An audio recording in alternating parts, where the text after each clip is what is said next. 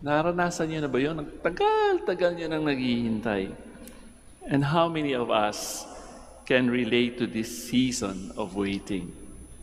Whether it is for a child, paggaling sa sakit, trabahong meaningful, or a relationship, naghahanap ng kapartner sa buhay, sasama sa kanyang katandaan. At ang paghihintay ay hindi madali, di po ba?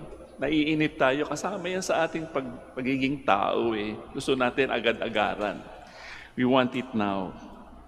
But we have to remember that in waiting, God is still at work, even when we cannot see or feel it.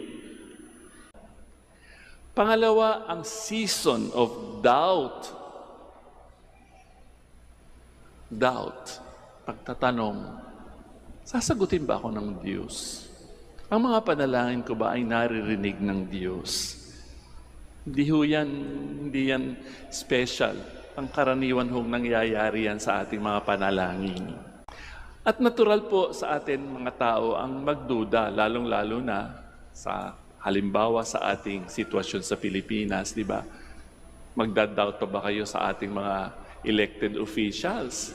O bicameral, yung budget para sa 2026, hindi sila magkaisa. Ang dami pa rin pork barrel. Ang kakapal talaga ng kanilang muka.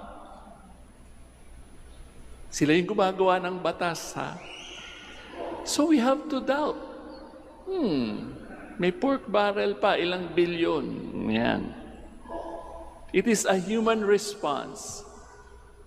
Hindi tayo gullible. Ayaw na nating maloko.